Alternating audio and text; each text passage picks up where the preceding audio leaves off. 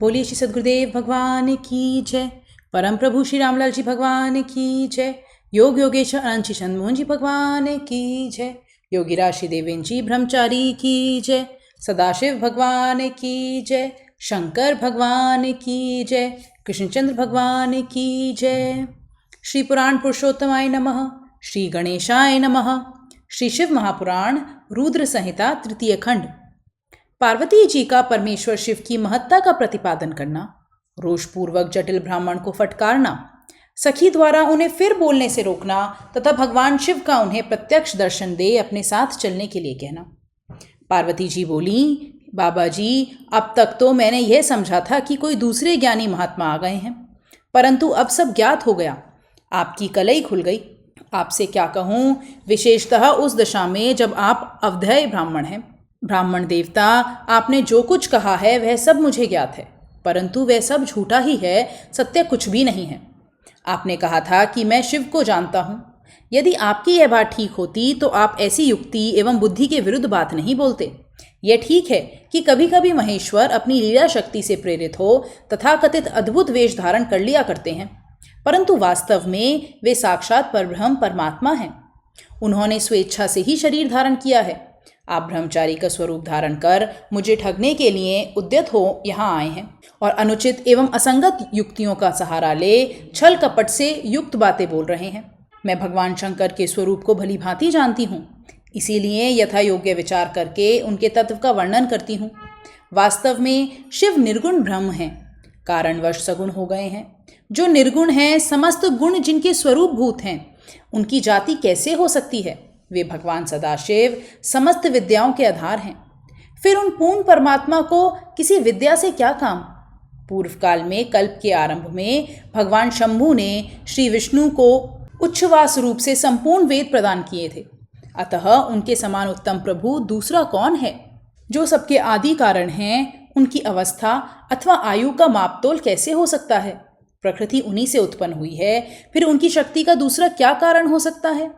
जो लोग सदा प्रेम पूर्वक शक्ति के स्वामी भगवान शंकर का भजन करते हैं, उन्हें भगवान शंभु प्रभु शक्ति, उत्साह शक्ति और मंत्र शक्ति, ये तीनों अक्षय शक्तियां प्रदान करते हैं।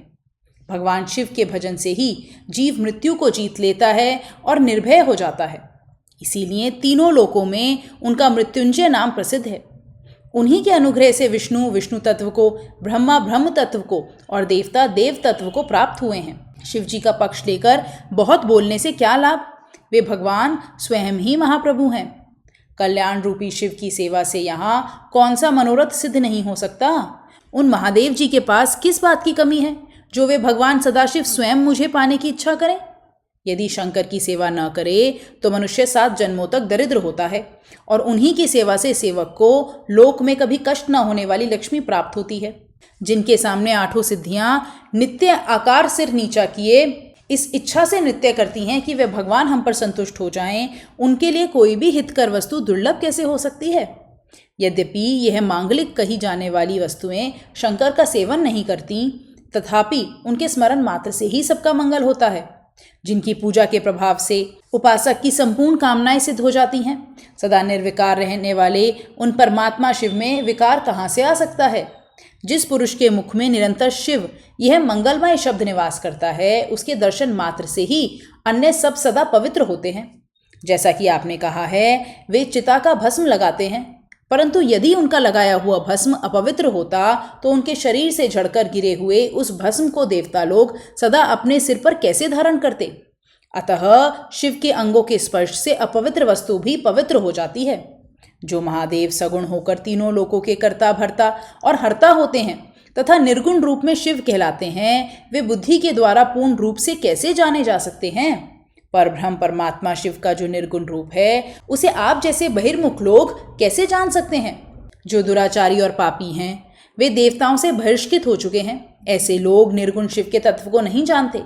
जो पुरुष तत्व को न जानने के कारण यहाँ शिव की निंदा करता है, उसके जन्म भर का सारा संचित पुण्य भस्म हो जाता है।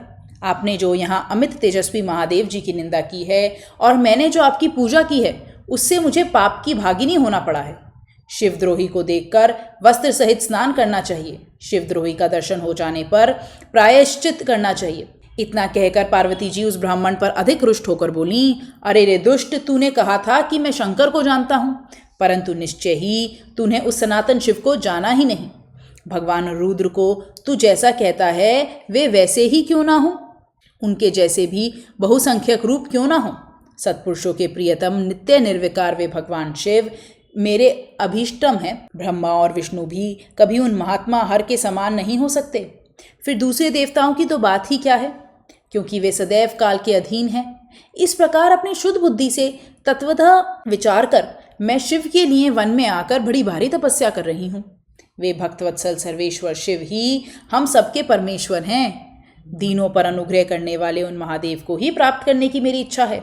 ब्रह्मा जी कहते हैं, नारद, ऐसा कहकर गिरिराज नंदिनी गिरिजा चुप हो गईं और निर्विकार चित्त से भगवान शिव का ध्यान करने लगी। देवी की बात सुनकर वह ब्रह्मचारी ब्राह्मण ज्यों ही कुछ फिर कहने के लिए उद्यत हुआ, त्यों ही शिव में आसक्त चित्त होने के कारण उनकी निंदा सुनने से विमुख हुई पार्वती अपनी सखी विजया से शीघ्र बोली।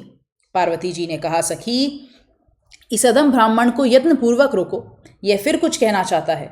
यह केवल शिव की निंदा ही करेगा। जो शिव की निंदा करता है केवल उसी को पाप नहीं लगता, जो उस निंदा को सुनता है वह भी यहाँ पाप का भागी होता है। भगवान शिव के उपासकों को चाहिए कि वह शिव की निंदा करने वालों का सर्वथा वध करें। यदि वह ब्राह्मण हो तो उसे अवश्य ही त्याग दें और स्वयं उस निंदा के स्थान से शीघ्र दूर चले जाएं। यह दुष्ट ब्राह्मण फिर शिव की निंदा करेगा। ब्राह्मण होने के कारण यह वध्य तो है नहीं, अतः त्याग देने योग्य है। किसी भी तरह इसका मुंह नहीं देखना चाहिए। इस स्थान को छोड़कर हम लोग आज ही किसी दूसरे स्थान में शीघ्र चलें, जिससे फिर इस अज्ञानी के साथ बात करने का अवसर ना मिले। ब्रह्मा जी कहते हैं, नारद, ऐसा कहकर उमा ने ज्यों ही अन्यत्र जाने के लिए पैर उठाया, त्यों ही भगवान शिव ने अपने साक्षात स्वरूप से प्रकट हो प्रिया पार्वती का हाथ पकड़ लिया। शिवा जैसे स्वरूप का ध्यान करती थीं, वैसा ही सुंदर रूप धारण करके भगवान शिव ने उन्हें दर्शन दिया। पार्वती जी ने लज्जावश अपना मुंह नीचे की ओर कर लिया। तब भगवान शिव ने उनसे बोला, हे प्रिये, मुझे छोड़कर कहाँ जाओगी? अब मैं फिर कभी तुम्हारा त्याग नहीं करूँगा। मैं प्रसन्न हूँ, वर मांगो। मुझे तुम्हारे लिए कुछ भी अदाय नहीं है। देवी, आज से मैं तपस्या के मोल खरीदा हुआ तुम्हारा दास हूँ। तुम्हारे सौंदर्य ने मुझे मोह लिया है। अब तुम्हारे बिना मुझे एक क्षण भी युग के समान जान पड़ता है। लज्जा छोड़ो, तुम तो मेरी सनातन पत्नी हो। गिरिजानंदिनी, महेश्वरी, मैंने जो कुछ कहा है उस पर श्रेष्ठ बुद्धि से विचार करो। सुस्थिर चित्त वाली पार्वती, मैंने नाना प्रकार से तुम्हारी बारंबार परीक्षा ली है। लोक लीला का अनुसरण करने वाले मुझ स्वजन के अपराध को क्षमा कर दो। हे शिवे, तीनों लोकों में तुम्हारी जैसी अनुरागिणी मुझे दूसरी कहीं कोई भी नहीं दिखाई देती। मैं सर्वथा तुम्हारे अधीन हूँ। तुम्हारी इच्छा पूर्ण हो, हे प्रिय, मेरे पास आओ। तुम मेरी पत्नी हो और मैं तुम्हारा वर हूँ। तुम्हारे साथ मैं शीघ्र ही अपने निवास स्थान उत्तम पर्वत कैलाश को चलूँगा। ब्रह्मा जी कहते हैं, देवादिदेव महादेव जी के ऐसा कहने पर पार्वती देवी आनंद मग्न हो उठी। उनका तपस्या जनित पहले का सारा कष्ट मिट गया। मुनि श्रेष्ठ, सती साध्वी पार्वती की सारी थकावट दूर हो गई, क्योंकि परिश्रम फल प्राप्त हो जाने पर प्राणी का पहले वाला सारा श्रम नष्ट हो जाता है। शिव और पार्वती की बातचीत और शिव का पार्वती के अनुरोध को स्वीकार करना। ब्रह्मा जी कहते हैं, नारद, परमात्मा हर की यह बात सुनकर और उनके आनंददायी रूप का दर्शन पाकर पार्वती को बड़ा हर्ष हुआ। उनका मुख प्रसन्नता से खिल उठा। वे बहुत सुख का अनुभव करने लगीं। फिर उन महासाध्वी शिवा ने अपने पास ही खड़े हुए भगवान शिव से ऐसा कहा। पार्वती जी बोली, देवेश्वर, आप मेरे स्वामी हैं। हे प्रभो, पूर्व काल में आपने जिसके लिए हर्षपूर्वक दक्ष के यज्ञ का विनाश किया था, उसे क्यों भुला दिया था? वे ही आप हैं और वही मैं हूँ। देव देवेश्वर, इस समय मैं ताड़कासुर से दुख पाने वाले देवताओं के कार्य की सिद्धि के लिए रानी मेना के गर्भ से उत्पन्न हुई हूँ। देवेश, यदि आप प्रसन्न हैं और यदि मुझ पर कृपा करते हैं तो मेरे पति हो जाइए। ईशान, हे प्रभो, मेरी यह बात मान लीजिए। आपकी आज्ञा लेकर मैं पिता के घर जाती हूँ। अब आप अपने विवाह रूप परम उत्तम विशुद्ध यश को सर्वत्र विख्यात कीजिए। हे नाथ, हे प्रभो, आप ही तो लीला करने में कुशल हैं। अतः मेरे पिता हिमवान के पास चलिए और याचक बनकर उनसे मेरी याचना कीजिए। लोक में मेरे पिता के यश को फैलाते हुए आपको ऐसा ही करना चाहिए। इस तरह आप मेरे संपूर्ण गृहस्थ आश्रम को सफल बनाइए। जब आप प्रसन्नतापूर्वक ऋषियों से मेरे पिता को सब बातों की जानकारी कराएंगे, तब मेरे पिता अपने भाई बंधुओं के साथ आपकी आज्ञा का पालन करेंगे, इसमें संदेह नहीं है।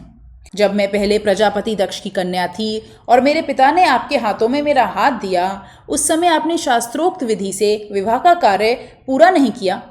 मेरे पिता दक्ष ने ग्रहों की पूजा नहीं की, अतः उस विवाह में ग्रह पूजन विषय एक बड़ा भारी त्रुटि रह गई। इसीलिए प्रभो, हे महादेव, अब की बार देवताओं के कार्य की सिद्धि के लिए आप शास्त्रोक्त विधि से विवाह कार्य का संपादन करें। विवाह की जैसी रीति है उसका पालन आपको अवश्य करना चाहिए। मेरे पिता हिमवान को यह अच्छी तरह ज्ञात हो जाना चाहिए कि मेरी पुत्री ने शुभकारक तपस्या की है। पार्वती की ऐसी बात सुनकर भगवान सदाशिव बड़े प्रसन्न हुए और उनसे हंसते हुए से प्रेमपूर्वक बोले। शिव ने कहा, देवी महेश्वरी, मेरी ये उत्तम बात सुनो। यह उचित और मंगलकारक और निर्दोष है, इसे सुनकर वैसा ही करो। वरान्य, ब्रह्मा आदि जितने भी प्राणी हैं वे सब अनित्य हैं। भामिनी, यह सब जो कुछ दिखाई देता है इसे नश्वर समझो। मैं निर्गुण परमात्मा ही गुणों से युक्त हो एक से अनेक हो गया हूँ। जो अपने प्रकाश से प्रकाशित होता है वही परमात्मा मैं दूसरे के प्रकाश से प्रकाशित होने वाला हो गया। देवी, मैं स्वतंत्र हूँ, परंतु तुमने मुझे परतंत्र बना दिया। समस्त कर्मों को करने वाली प्रकृति एवं महामाया तुम ही हो। यह संपूर्ण जगत महामाया ही रचा गया है। मुझ सर्वात्मा परमात्मा ने अपनी उत्तम बुद्धि के द्वारा इसे धारण मात्र कर रखा है। सर्वत्र परमात्मा भाव रखने वाले सर्वात्मा पुण्यवानों ने इसे अपने भीतर सींचा है और ये तीनों गुणों से आविशेषित है। हे देवी वर वर्णिनी, कौन मुख्य ग्रह है, कौन से ऋतु समूह हैं, अथवा कौन दूसरे दूसरे उपग्रह हैं? इस समय तुमने शिव के लिए क्या कहा है, किस कर्तव्य का विधान किया है? गुण और कार्य के भेद से हम दोनों ने इस जगत में भक्त वत्सलता के कारण भक्तों को सुख देने के हेतु अवतार ग्रहण किया है। तुम ही रज सत्व तमोमयी त्रिगुणात्मिका सूक्ष्म प्रकृति हो, सदा व्यापार कुशल सगुणा और निर्गुणा भी हो। सुमध्य में मैं यहाँ संपूर्ण भूतों का आत्मा निर्विकार एवं निरह हूँ। भक्त की इच्छा से मैंने शरीर धारण किया है। चैलजे, मैं तुम्हारे पिता हिमालय के पास नहीं जा सकता तथा भिक्षुक होकर किसी तरह तुम्हारी उनसे याचना भी नहीं कर सकता। गिरिराज नंदिनी, महान गुणों से अत्यंत गौरवशाली महात्मा पुरुष भी अपने मुंह से देही दो यह बात निकालने पर तत्काल लघुता को प्राप्त हो जाते हैं। कल्याणी, ऐसा जानकर हमारे लिए क्या कहती हो? भद्रे, तुम्हारी आज्ञा से मुझे सब कुछ करना है, अतः जैसी तुम्हारी इच्छा हो वैसा करो। महादेव जी के ऐसा कहने पर भी सती साध्वी कमल लोचना महादेवी शिवा ने उन भगवान शंकर को बारंबार भक्ति भाव से प्रणाम करके कहा। पार्वती बोली, हे नाथ, आप आत्मा हैं और मैं प्रकृति, इस विषय में विचार करने की कोई बात नहीं है। हम दोनों स्वतंत्र और निर्गुण होते हुए भी भक्तों के अधीन होने के कारण सगुण हो जाते हैं। हे शंभो, हे प्रभो, आपको प्रेमपूर्वक मेरी प्रार्थना के अनुसार कार्य करना चाहिए। हे शंकर, आप मेरे लिए याचना करें और हिमवान को दाता बनने का सौभाग्य दें। महेश्वर, मैं सदा आपकी भक्ता हूँ, अतः मुझ पर कृपा कीजिए। हे नाथ, सदा जन्म जन्म में मैं ही आपकी पत्नी होती रही हूँ। आप पर ब्रह्म परमात्मा हैं, निर्गुण हैं, प्रकृति से परे हैं, निर्विकार, नीरह एवं स्वतंत्र परमेश्वर हैं। तथापि भक्तों के उद्धार में संलग्न होकर यहाँ सगुण भी हो जाते हैं। स्वात्माराम होकर भी लीला विहारी बन जाते हैं, क्योंकि आप नाना प्रकार की लीलाएं करने में कुशल हैं। महादेव, महेश्वर, मैं सब प्रकार से आपको जानती हूँ। सर्वज्ञ, अब बहुत कहने से क्या लाभ, मुझ पर दया कीजिए। हे नाथ, महान अद्भुत लीला करके लोक में अपने सुयश का विस्तार कीजिए, जिसे गा गा कर लोग अनायास ही भव सागर से पार हो जाएंगे। ब्रह्मा जी कहते हैं, नारद, ऐसा कहकर गिरिजा ने महेश्वर को बारंबार प्रणाम किया और मस्तक झुकाकर हाथ जोड़े वे चुप खड़ी हो गई। उनसे ऐसा कहने पर महात्मा महेश्वर ने लोक लीला का अनुसरण करने के लिए वैसा करना स्वीकार कर लिया। पार्वती जी ने जो कुछ कहा था उसी को प्रसन्नतापूर्वक करने के लिए उद्यत होकर वे हंसने लगे। तदंतर हर्ष से भरे हुए शंभु अंतर्ध्यान हो कैलाश को चले गए। उस समय काली के विरह से उनका चित्त उन्हीं की ओर खिंच गया था। कैलाश पर जाकर परमानंद में निमग्न हुए महेश्वर ने अपने नंदी आदि गणों से वह सारा वृत्तांत कह सुनाया। वे भैरव आदि सभी गण भी वह सब समाचार सुनकर अत्यंत सुखी हो गए और महान उत्सव करने लगे। नारद, उस समय वहां महान मंगल होने लगा, सबके दुख नष्ट हो गए और रुद्रदेव को भी पूर्ण आनंद प्राप्त हुआ। पार्वती का पिता के घर में सत्कार, महादेव जी की नट लीला का चमत्कार, उनका मेना आदि से पार्वती को मांगना और माता पिता के इनकार करने पर अंतर्ध्यान हो जाना।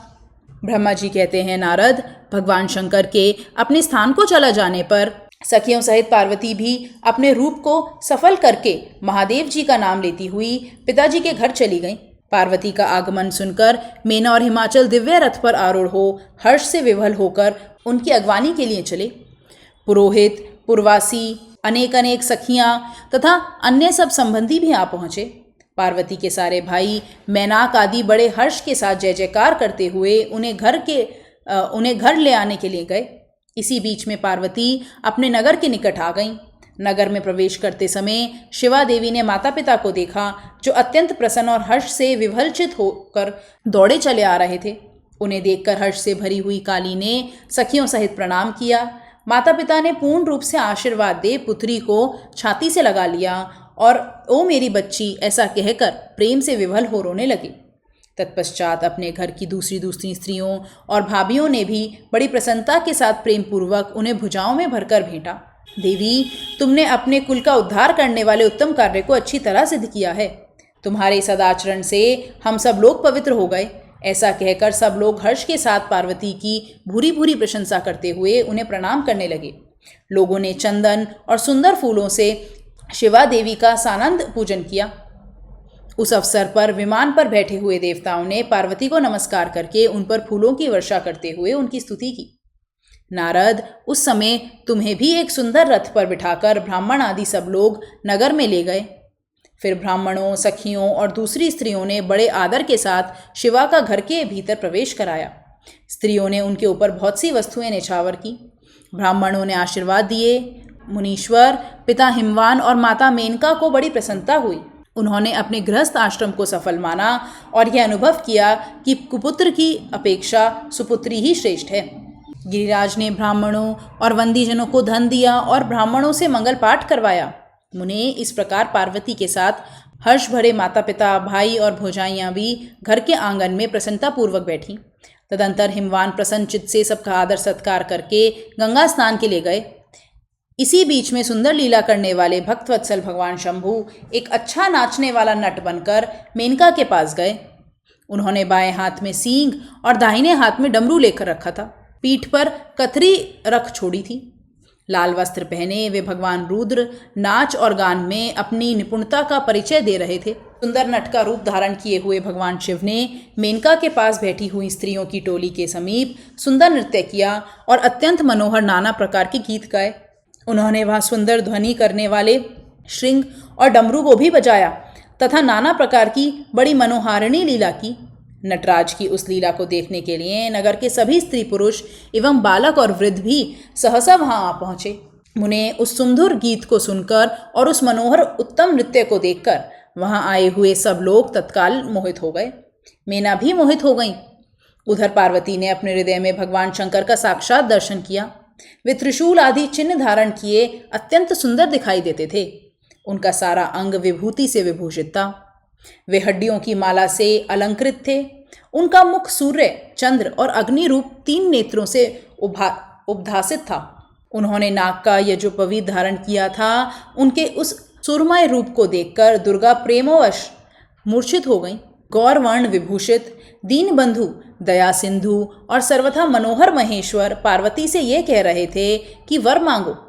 अपने हृदय में विराजमान महादेव जी को इस रूप में देखकर पार्वती देवी ने उन्हें प्रणाम किया और मन ही मन ये वर मांगा कि आप मेरे पति हो जाइए। प्रीति युक्त हृदय से शिवा को वैसा कल्याणकारी वर देकर वे पुनः अंतर्ध्यान हो गए और वहां पूर्ववत भिक्षा मांगने वाला नट बनकर उत्तम नृत्य करने लगे। उस समय मेना सोने की थाली में रखे हुए बहुत से सुंदर रत्न ले उन्हें प्रसन्नतापूर्वक देने के लिए गई। उनका वह ऐश्वर्य देखकर भगवान शंकर मन ही मन बड़े प्रसन्न हुए, परंतु उन्होंने उन रत्नों को स्वीकार नहीं किया। वे भिक्षा में उनकी पुत्री शिवा को ही मांगने लगे और पुनः कौतुकवश सुंदर नृत्य एवं गान करने को उद्यत हुए। मेना उस भिक्षुक नट की बात सुनकर अत्यंत कुपित हो उठी और उसे डांटने फटकारने लगी। उनके मन में उसे बाहर निकाल देने की इच्छा हुई। इसी बीच में गिरिराज हिमवान गंगा जी से नहाकर लौट आए। उन्होंने अपने सामने उस नराकार भिक्षुक को आंगन में खड़ा देखा। मीना के मुख से सारी बातें सुनकर उनको भी बड़ा क्रोध हुआ। उन्होंने अपने सेवकों को आज्ञा दी कि इस नट को बाहर निकाल दो। मुनिश्रेष्ठ, वे नटराज विशालकाय अग्नि की भांति अपने उत्तम तेज से प्रज्वलित हो रहे थे। उन्हें छूना भी कठिन था, इसीलिए कोई भी उन्हें बाहर ना निकाल सका। फिर तो नाना प्रकार की लीलाओं में विशारद उन भिक्षुक शिरोमणि ने शैलराज को अपना अनंत प्रभाव दिखाना आरंभ किया। हिमवान ने देखा भिक्षुक ने वहां तत्काल ही भगवान विष्णु का रूप धारण कर लिया है। उनके मस्तक पर किरीट, कानों में कुंडल और शरीर पर पीत वस्त्र शोभा पाते हैं। उनके 4 भुजाएं हैं। हिमवान ने पूजा के समय गदाधारी श्रीहरि को जो जो पुष्प आदि चढ़ाए थे वे सब उन्होंने भिक्षु के शरीर पर और मस्तक पर देखे। तत्पश्चात गिरिराज ने उन भिक्षुक शिरोमणि को जगत सृष्टा चतुर्मुख ब्रह्मा के रूप में देखा। उनके शरीर का वर्ण लाल था और वे वैदिक सूत्र का पाठ कर रहे थे। तदंतर शैलराज ने उन कौतुककारी नटराज को एक क्षण में जगत के नेत्र रूप सूर्य के आकार में देखा। इसके बाद वे महान अद्भुत रुद्र के रूप में दिखाई दिए। उनके साथ देवी पार्वती भी थी। वे उत्तम तेज से संपन्न रमणीय रुद्र धीरे धीरे हंस रहे थे। फिर वे केवल तेजोमय रूप में दृष्टिगोचर हो गए। उनका वह स्वरूप निराकार, निरंजन, उपाधि शून्य, निरीह एवं अत्यंत अद्भुत था। इस प्रकार हिमवान ने उनके बहुत से रूप देखे। इससे उन्हें बड़ा विस्मय हुआ और वे तुरंत ही परमानंद में निमग्न हो गए। तदंतर सुंदर लीला करने वाले उन भिक्षुक शिरोमणि ने हिमवान और मेना से दुर्गा को ही भिक्षा के रूप में मांगा। दूसरी कोई वस्तु ग्रहण नहीं की, परंतु शिव की माया से मोहित होने के कारण शैलराज ने उनकी उस प्रार्थना को स्वीकार नहीं किया।